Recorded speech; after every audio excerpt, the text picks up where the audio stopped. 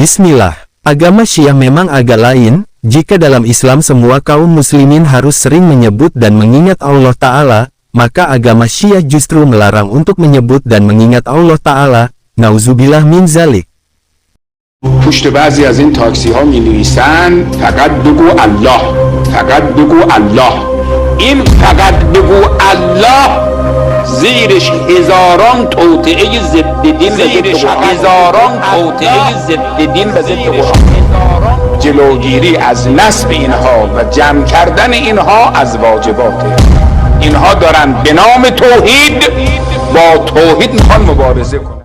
اخیراً هم به قول در خود ایران ما، این رو من از عزیزان بیننده تقاضا میکنم خوب دقت کنن. پشت بعضی از این تاکسی ها می نویسن فقط بگو الله. این در حقیقت این همون قرآنی است که توسط معاویه بالای نیزه زدن. این فقط بگو الله زیرش هزاران توطئه ضد دین و ضد قرآن خواهد. گفتن یه خیری پیدا شده، یک سری برای شما عرض کنم بروشورهایی رو چاپ کردن، آیات مربوط به توحید رو برداشتن، 10-12 تا آیه رو با خط خیلی قشنگ و زیبا چاپ کردن در تمام ارگان‌ها، ادارات، حتی تو خط واحدم دارن نصب میکنن.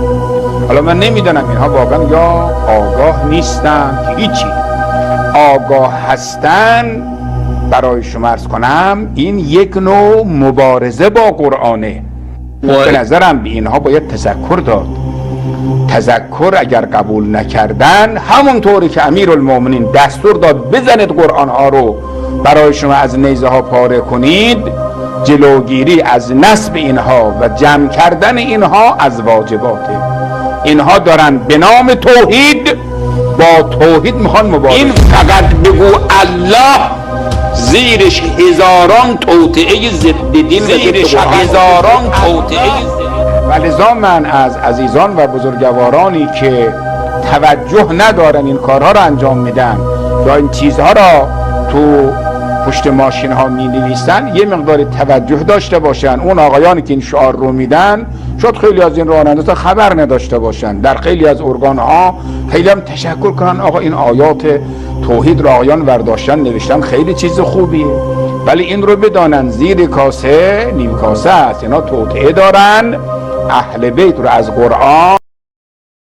واصبر وما صبرك إلا بالله، واصبر وما صبرك إلا بالله ولا تحزن عليهم ولا تك في ضيق مما يمكرون إن الله مع الذين اتقوا والذين هم محسنون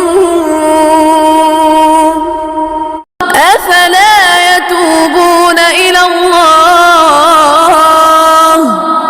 أفلا يتوبون إلى الله ويستغفرونه والله غفور رحيم.